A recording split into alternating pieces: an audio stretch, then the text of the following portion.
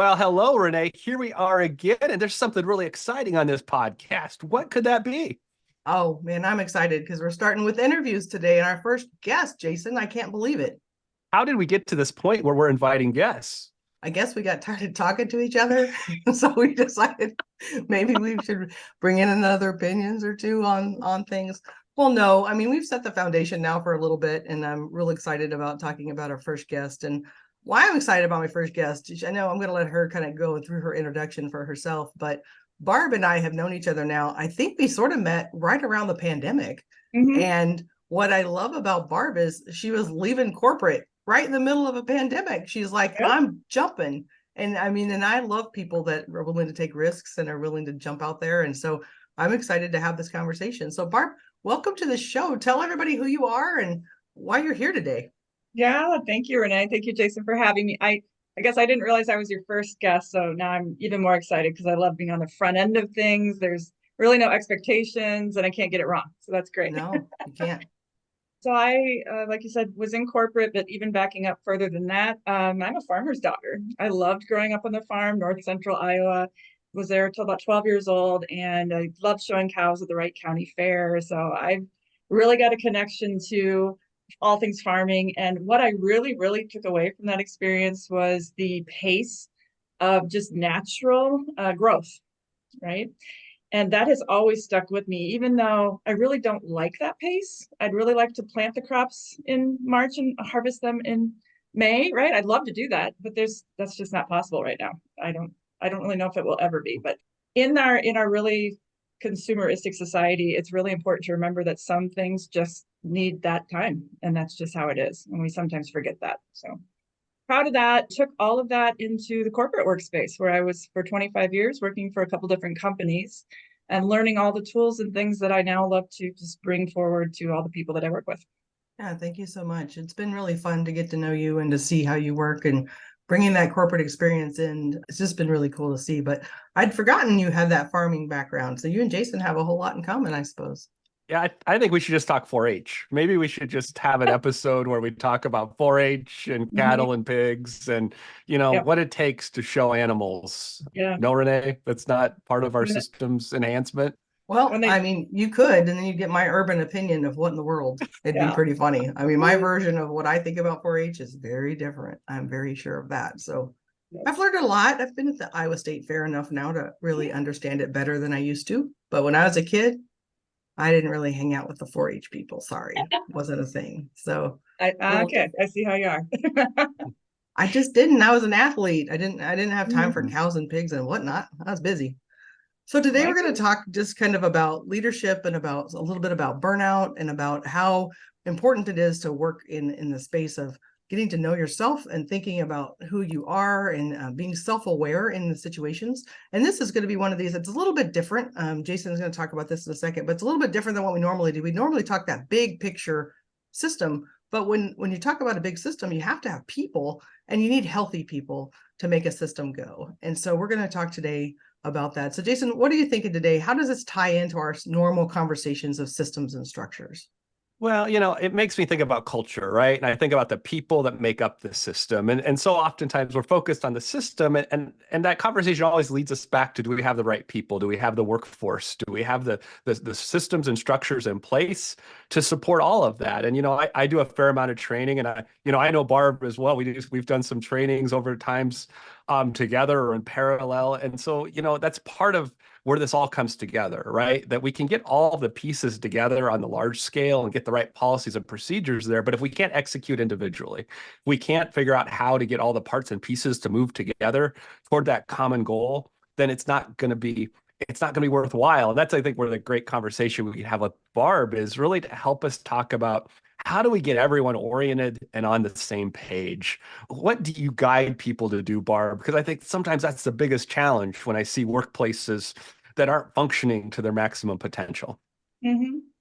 Yeah, so I'll start back with again, kind of growing up on the farm, and we are all influenced by the environment and the culture that we're in at the time. And so the things that I still have with me today that I gained from that experience are a hard work ethic, right? There was always something to be done, and that is I would say that's a part of who I am, but I really learned how to apply that and use that in that farming environment. I also learned a love for nature, just those things where if you didn't grow up on a farm, maybe you don't have that appreciation, but because of that culture and environment, I do. So I want to take a little bit of a turn and come back. But at the time, things that I did not learn in that environment, but I didn't know it yet, were things like healthy communication strategies, relationship repair, and conflict resolution. And there's no judgment here. I'm just saying, a lot of times it happened, move on, or we got work to do. We don't need to talk about anything more in terms of relationship or feelings or emotions. And so I didn't know that I hadn't received some of those tools yet until I go into the corporate workspace, and now I'm having to teach some of this stuff. And I'll be very, very honest. One of the classes that I was supposed to teach, I was like 23 years old, and I'm like, I do not get this topic. And the topic was empathy. And it was, I need to understand the other person's perspective, or at least understand where they could be coming from. And I'm like, how does that impact me getting my work done? I don't understand this topic. And again, there's no blame or judgment. It's just, I was now trying to teach it. And I'm like, I can't be the only one that doesn't fully understand this. And it can't just be farmers, people, right? So when I look back on the milestones that have shaped my life, it's really just recognizing and appreciating the environments of which you were part of. You learned something from all of those. And you can always gain even more perspectives that can help you just be even better, right?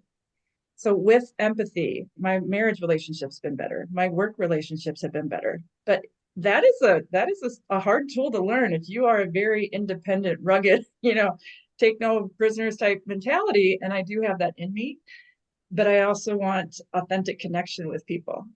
And so if I want that too, then I have to use that tool.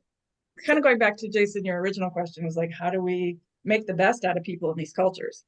The first thing to do is really assess what are the norms and the values and the current habits or rhythms of whatever culture you're in now.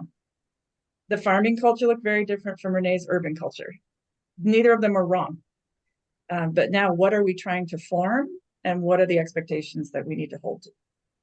So in that sense, that's where I'll talk about in a minute. I love to use assessments and really get into, okay, what makes you you?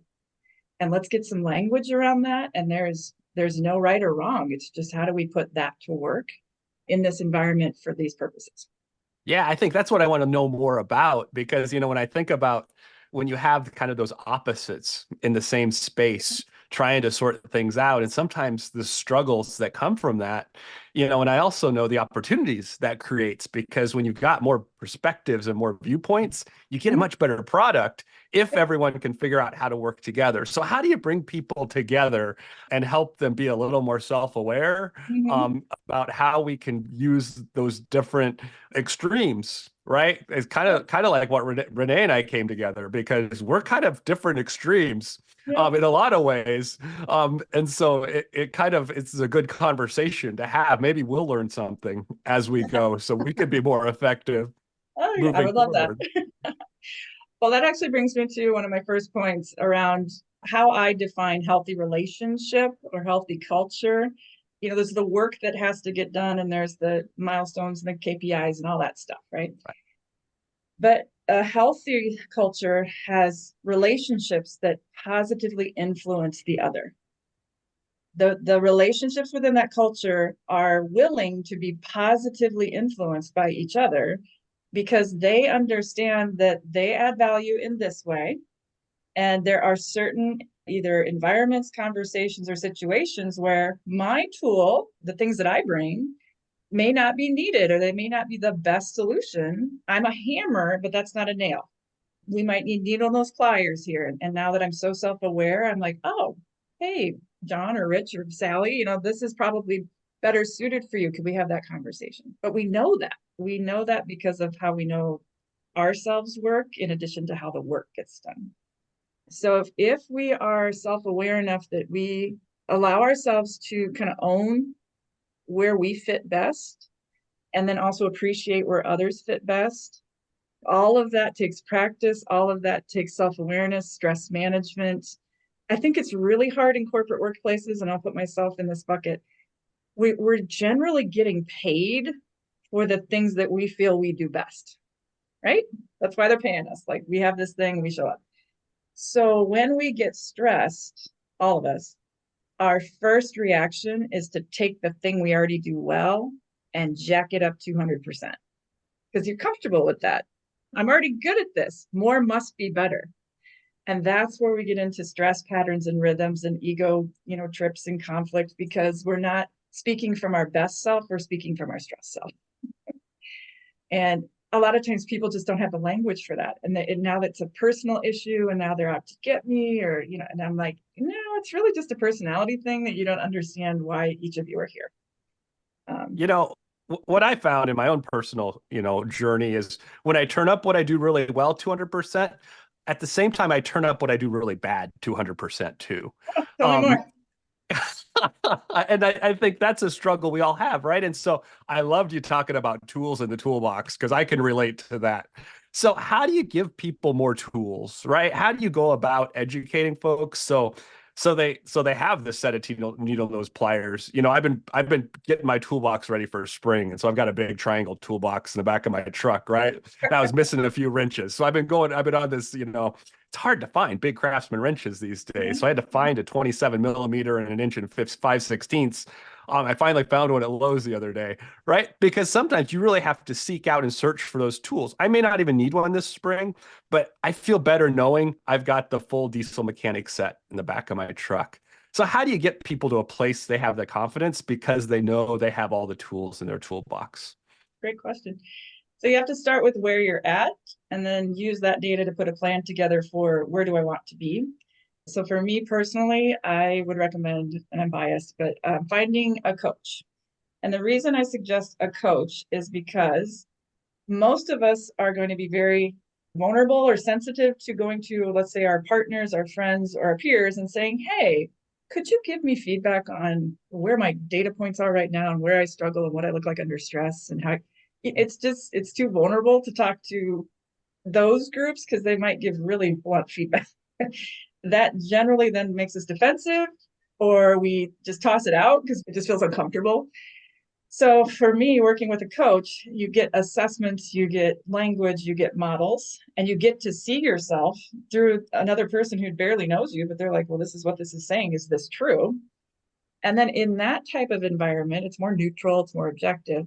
You get to decide, okay, of all of these things, which one could I shift or be more consistent with, or whatever it is, and get better outcomes? Because these are those behavioral tools that aren't just like going and buying a hammer at Lowe's, right? You can't just transactionally put it through the cash register and magically you have what you need. It takes practice, it takes effort, and that's why a lot of people, quite frankly, don't want to become self-aware, because it is a workout. But just like every other workout, the more you do it, the better you feel, and suddenly your jeans fit better. So what do you do with those folks? I've got, I'm working in a workplace now with leadership and have different people in the group, and you've got some that are really less aware than others. You always and do. that less awareness actually can hurt other people in your culture. So what are the things that you can do if you've got somebody who either just is lacking self-awareness, or maybe they just don't want to be self-aware? What are some ideas there in that space? Because we all know one or two. And if you don't know one, it might be you. And I'm sure I've definitely been that person in my life, or maybe there's just, at the time I wasn't ready to change, right? So it's going to be all of us. What I teach people is, let's figure out you and why you're reacting the way you do to that person. And then what can we do to keep you healthy, even if that current relationship isn't healthy? And let's go back to my definition. You're not able to positively influence each other. So you're running into a wall here. Okay. But there's still ways where you can reframe that relationship or see it in a different light, that you're not as energetically triggered, right? Which causes your stress. But we use the data points and just saying things like, for me personally, I love being efficient. Not only do I love getting stuff done, but let's get there as quickly as possible. Let's move this thing along. Long drawn out board meetings with 3-year strategies. I mean, yeah, I can do it, but I need to see, immediate action. I just know that about myself. So when I'm in conversations where people, need more time to process, or they have a lot more questions than I was expecting. And maybe I feel like I've answered all these questions already. Why are we having this conversation again? I can check in with myself and go, okay, my efficiency creates my ability to see this in a different perspective, but what did they need? And are they resisting? Are they truly coming alongside? They're just taking longer and that's triggering me. What is this? And you're not going to get it right 100% of the time. We're all human. But the more self-aware and reflective you can be, the more you stay out of the ditch when it comes to some of those stress triggers. So I think about that from a stress perspective, and some of the time, some of the things that we do best can also cause the most stress. And then sometimes, I don't know, you think about like what's out there in the world right now. People are saying, oh, you should focus on improving your weaknesses. And there's others that are like, forget your weaknesses, just focus on your strengths. And so I'm just kind of curious, since you work in that self-awareness realm, where do you think about that? Is there percentage of time you're like, no, really dive into what you're good at and your strengths? Or where is it, how much time do you think people really should spend on some of developing some of those spaces that are maybe not their strengths, that are weaknesses? Do you have an opinion on that? I do. And that's strictly all it is. It's my opinion. So I want to be very clear on that. With the assessments and models that I teach, you're always going to come out strong in certain categories, and you're always going to come out not strong in other categories. And then you'll take multiple tests and you'll see every time I'm always strong in these categories. I'm not strong in these categories. So what I teach is, for the categories in which you're not strong, there are a bunch of other people out there that are. So this is where we can come together and leverage the strengths of each other and find opportunities to say, who's the hammer, who's the wrench, who's the screwdriver. Great. We now know that those people show up every day doing stuff I don't have energy for. This is how we supplement each other and appreciate each other. But now we have a language. So that's the first part. The second part, though, is every single one of those people then loves what they do best, right? Their lowest score is my highest score. So we both come in getting all excited about our stuff. Then when we get stressed, all of us are going to dial our dials up to 200% going, well, then my solution is the best here because I'm stressed, or I feel vulnerable, or I don't know what to do here. Or I feel like I don't have an answer, and that makes me feel weak. So your greatest strengths will also be the source of your greatest stress. And that's where I want to build self-awareness to say, work on that. Work on that piece, because that is what is going to keep you in a really curious, calm, compassionate, focused energy, even if the job is hard or even if life comes at you.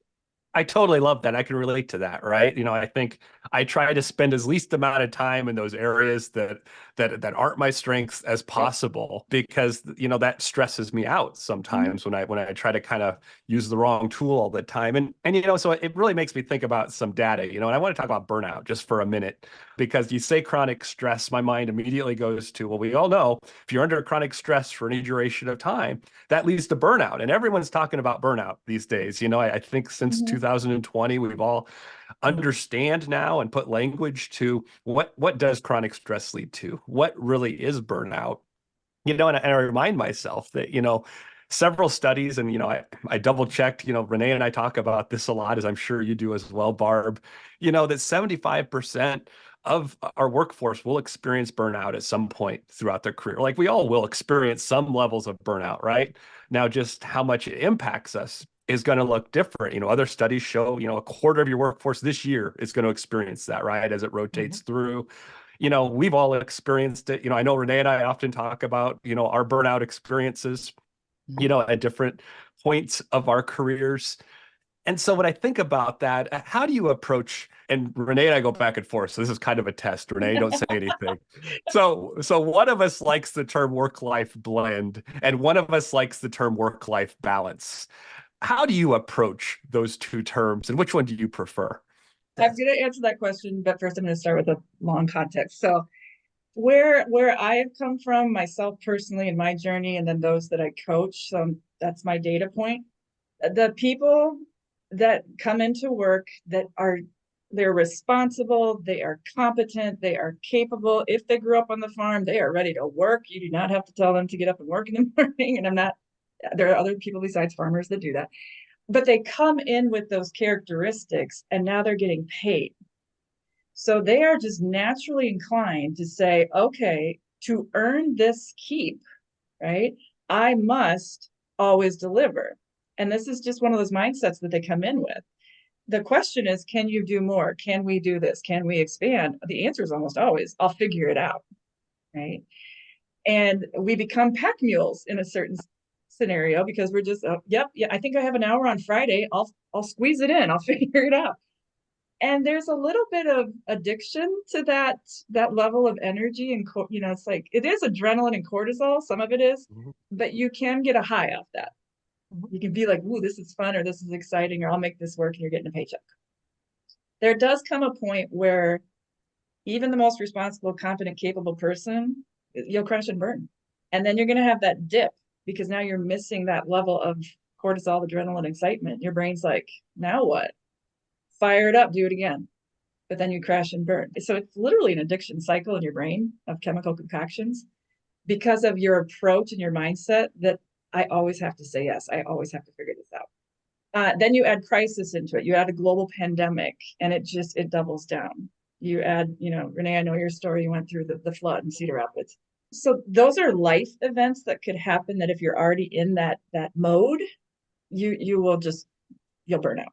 You're familiar with the ACEs study, the Adverse Childhood Experiences study? Yep. First time I heard about that was 6 years ago. And for those who don't know what that is, Kaiser Permanente did a study on, why do certain people lose weight and keep it off or stop smoking and never smoke again? And even if they've gone through the program, some people stop, but then they start again. Why is that? And as they interviewed the groups of people that picked up those habits again, they found that they all shared about 10 characteristics that all happened before age 18, adverse childhood experiences. So these are things that really shaped who they were as a person, including how they handled stress. And things like, did you have a divorce in your family before 18? Did you have someone that was incarcerated? Did you have any kind of abuse? Name the types. So when I learned about that survey, I realized I had 4 of the 10. If you have one, your percentage of wanting to use maladaptive strategies, let's just say, or substance abuse or whatever it is, it increases with just one. I had 4. And I would tell you that because I was in the corporate workspace and learning a lot of tools and things, I do believe I kind of helped myself out of some of those spaces to not have to add more stress. But I was being driven by this almost trauma of the belief that you're still not doing enough. You need to do more to prove your value. Otherwise, you don't add value and you're not worth it. So this is all shame, right? And once I figured that out, I was like, wow, that adds a whole nother layer of why people do what they do. It also adds a whole nother layer of why certain people can't become self-aware, because I will tell you that the vulnerability of self-awareness feels like you're going to be annihilated under trauma. And it's just too scary. It's too scary to try to get out of your shell and ask for help or believe that any other way is the right way. And I've experienced all of that. And so I just want to let people hear that whatever you're going through right now, you're human. Wherever you're at, you're human. And it can always get a little bit better. That was a really long answer. Well, and I think what your answer was it's about the work-life blend. Because what you talked about is really important, is having language to talk about those things in the context of your work. And I think you're right. It becomes much more difficult when we think about agriculture and farmers and ranchers and those producers, because they don't get to walk away at the end of the day. So we see a much higher level of burnout and a higher level of stress, and it impacts every aspect of their life. And so when I say blend, it means it's constantly blending in and out of personal and what you need to do to make a living, and make your financial goals. And I think that's the real challenge when we look at how invested we are. And sometimes family plays an impact in that. And when you have all these other things going on, those create lots of challenges. Now, I know I put blend in your mouth, so you can go ahead and refute that now. Yeah, well, I'm a word nerd, so I'm going to go with life alignment. What's your life alignment? Okay. Because work is a part of your life, your parenting is a part of your life, your family's. So where are you in alignment and in integrity with all of those factors? Work is just the biggest part because we get paid for it. But if you can truly understand the energy you're putting toward each of those, and that this is truly where you want to be putting the energy toward each of those, you're in alignment and you just get naturally, you feel better even though nothing's changed. So that's what I love to help people do. I have a new word now, Renee. We can stop arguing about balance and blend, and I'm going to go to alignment because Sure. I'm following Barb. I love it. Now you won't find any data on that subject because the real word is balance. But hey, what do you both? I knew I couldn't win. So, I couldn't win. I know. Whatever. That's fine. Good job. The data doesn't support you, but go I don't ahead. feel like I was set up for success there. So who's to blame here? I know who's to blame.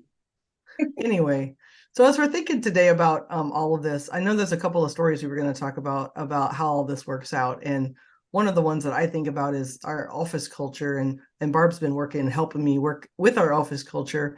And I think it's really important to think about self-awareness as a really huge piece of office culture. And it's funny to me about since we've started working together and started working on culture and just giving some people some tools, what I have seen in our space of how people are reacting to that. I'm a person that is on the opposite end. I'm probably more like Barb in that I've taken all the tools. I tell a story about, way back in school, my dad was a psychologist and used all the tools was part of my growing up. I played with them as toys. And so I've taken tests since I was a little kid. And so, I'm really self-aware of a lot of things as far as the types of tools and what my personality is. And I can actually take some of those so many times I can change my personality to mess the way I want them to be. It's kind of a messed up situation, but true. Mm-hmm. And so, it's different. And so then when I see people though in my office who, we did an assessment with, and then all of a sudden they've got light bulbs going on and they had no idea. Mm-hmm. And that is fascinating to me because I've always been in a household where self-awareness was like a really big thing. So I forget sometimes that's not everybody else's experience. And so then it's interesting then to see who's excited about the fact that they've learned something, who wants to know right. that and change, versus who are like, oh my gosh, this isn't me at all, and then deny it as if everybody else is like 100% that's you. And everything in between. So it's just really fascinating to watch that. So I'm sure in your work, Barb, you probably have tons of stories about, do you see, what are the value of doing that kind of work? We've talked about it being difficult. We've talked about it being hard, but what at the end of that rainbow, what's the point? Why should people pursue and learn more and get self-aware? What's the value of doing that for them? That's a great question. I'm trying to be very thoughtful because I'm so close to this and I'm biased. So I'll just speak for myself. Growing up in the culture that I grew up in, this type of work was not valued. Why do you need to go learn about yourself when we have work to do on the farm? Mm-hmm. I literally just talked to my dad the other day. He's 84 and he goes, how's work going? And he goes, actually, I don't understand what you do, so don't try to explain it, but I hope it's going well. And I'm like, I get it. I totally get it.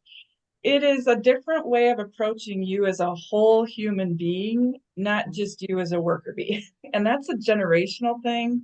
I've been watching Yellowstone. 150 years ago, if you did not get that covered wagon across the country without a tornado, you weren't going to make it. And now I'm mad if I can't find my creamer at Hy-Vee. It's just a different generation. So kind of going back to self-awareness.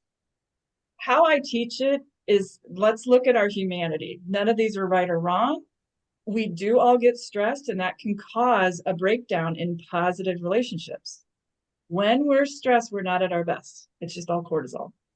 So how can I help you understand what your cortisol pattern is? And if you would like to change it, you're an adult, that's your choice. But I also honor you as an adult. And if you don't want to change it, that's your choice too. There are just always natural consequences, right? Every choice has a natural consequence. So I teach shine spots and blind spots. Shine spots are you at your best using all of these words and these things that I learned about you. And gosh, this is awesome. When you get to do this, you're on fire. When you don't, or people don't value this, or that's now your stress, you overdo it and now you're in your blind spot. This feels tense. This feels stuck. This feels hard. And it's just because your perspective has shifted that you can't be positively influenced anymore. So I need people to give them time to allow them to really think about that and experience it. And everybody's on a different timetable. Even me teaching this stuff, I got stuck in a blind spot 6 years ago in my own job because I was being productive and I was nailing it and getting promoted every other year. And I would get feedback like, Barb, you are a rock star and you are sometimes hard to work with. And I'm like, am I getting the promotion? And they're like, yes. I'm like, then what's the problem? But I look back and I'm like, wow, I was totally in a blind spot. According to all of my data, I was on overdrive and I couldn't even see it. I could feel it, Mhm. but I couldn't see it. And then the hardest part for me, going back to, I didn't want to ask for help because that felt too vulnerable. Hmm. And even if I did ask for help, if I did it with my work peers, I felt like they were going to see me as weak. If I did it with my family, I felt like they were going to tell everybody else, and that was going to be too exposing. If I did it with my church people, I felt like that was going to be too exposing, and suddenly everyone would find out. I don't even know what, but these were just these fears, right? And then I met with a coach, and we started doing this type of work, and I'm like, this is so helpful. Everybody needs a coach. But the process is just individualized. But what it does is it helps you really understand the foundation that you have, and you can build on that versus have all these other bricks or things from other people and your culture and your environment that just weren't true for you. Yeah. I was just going to say, one thing that kind of comes to mind, and I think about someone I'm working with right now, is that it's not either or, right? Mhm. That coaching is important, self-awareness is important, knowing your blind spots is important, but so is that overall education of empathy and understanding emotional well-being, right? And so it's an investment for a company, right? It's an investment in training, and it has to be comprehensive, right? It's not a thing of we're going to get you a coach and it's going to change the culture at work. I want people listening to this to really think about what is the strategy overall, because so oftentimes we want to go to the shortest way I possible know. to get Yeah. there. And when we cut corners, sometimes it makes it worse. Wouldn't you agree, Barb? And have you seen where when there's not an overall strategy, it just doesn't align and it just doesn't hit where it should? Absolutely. I go back to natural consequences. I mean, a lot of times with where companies are at with their budget or they've not experienced this before, it's not one of those tangible, transactional, I Right. bought it and here's what it is. So there's a fear there. And so they say, I can give you an hour. I can give you 2 hours. What can you give me? I can give you this budget. And you're like, okay. So my personal, just how I approach things is I'm going to meet you where you're at. This small little piece is not going to change your life. You're going to get exposure. I'll start there. But it really does. The most effective strategy, I like that word, is let's build this in and come back to it. Let's do education plus coaching. Let's do education plus assignments or homework or things where we have to do this in addition to the work. And what I love about the work I do is that it transfers beyond work. This will help you in your personal relationships. This will help you at Christmas when it gets a little dicey. That is what I wake up every day wanting to do is help people understand themselves better so that, back to your point, we just have natural empathy. We don't have to fight so hard because you bring value in a different way. So do I. I see that now. Life's good. I mean, it's not quite that rainbows and unicorns, but it gets better. Well, this week, you've actually already said what we're going to be talking about for the recovering politician self-care tip. But my tip really is to seek out a coach or a mentor, and it has been life-changing for me. I use them all the time, and we've talked about this. Is asking for help is one of the key things for self-care. But you may need a different kind of help. So depending upon where you are in your space, it could be everything from you need a chiropractor, you need a new primary care doctor that listens to you, you need whatever it is. But sometimes in space there really is a space for a coach and for a mentor.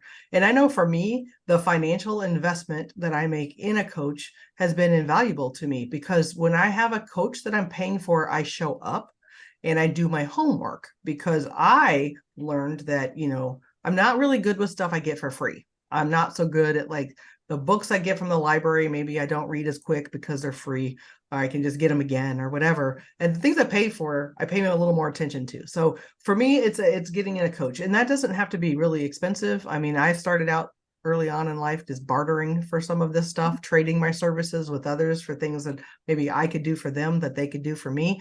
And so it doesn't have to be pricey, but getting somebody that can see those blind spots has just been huge. And as I've changed seasons and change assignments in life, I guess I need to bring on somebody different that can really see my new blind spots and the new things I don't see. And I have found that to be really helpful. I don't know, Jason, is that something that you have found? I mean, I know you were talking about earlier, but can you expand on that and how that works kind of in that rural community?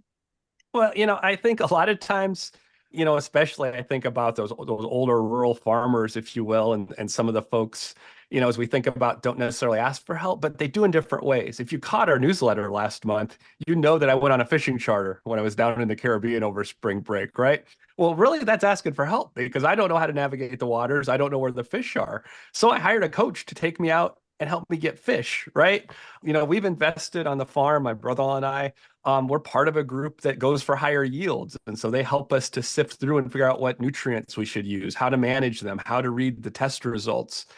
So there's lots of ways I get coaching in those very specific areas where I need help to get better and grow and do better, right? And we can do that in lots of different parts of our life. And so, I think when we talk about coaching or getting help, some people immediately bristle up and go, well, I don't need help.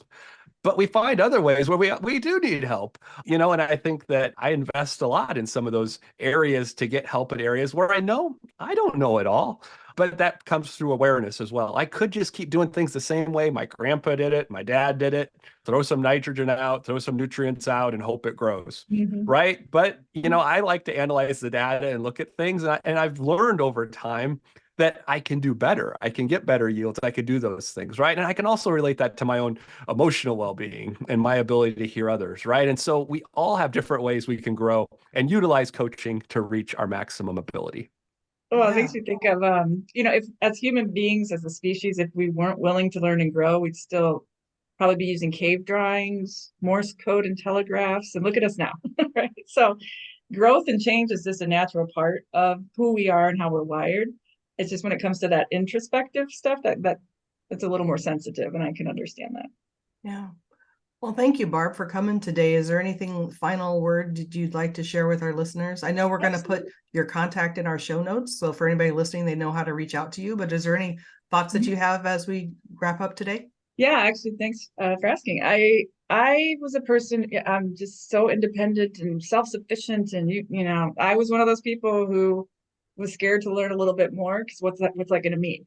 So I didn't just jump into meeting with a coach. What I started doing was getting into books and podcasts, and then some assessments, and then some things on my own, but it was based on research. And then I would go to the back of the book or the podcast and say, well, who did they look at or who did they look into to get to this point? And then I'd start going down that rabbit hole. So on my website, I do have 3 pages, actually. One's my recommended book list, my recommended podcast list, and my recommended assessment list for the people, right, that I started meeting with before I actually started meeting with live people.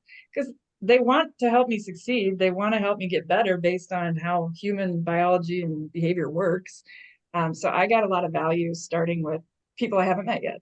And I just want to offer that to everybody, including, a complimentary consultation. Just you can sign up on my website, and I'd love to talk with you. Thank you so much.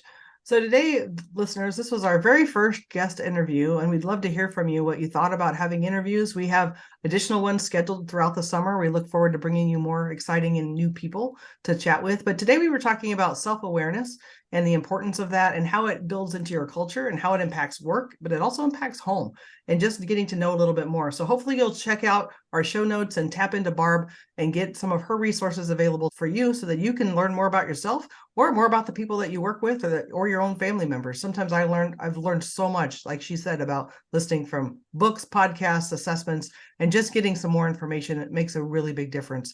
Thanks everybody for listening. We'll see you again next week. Have a great day.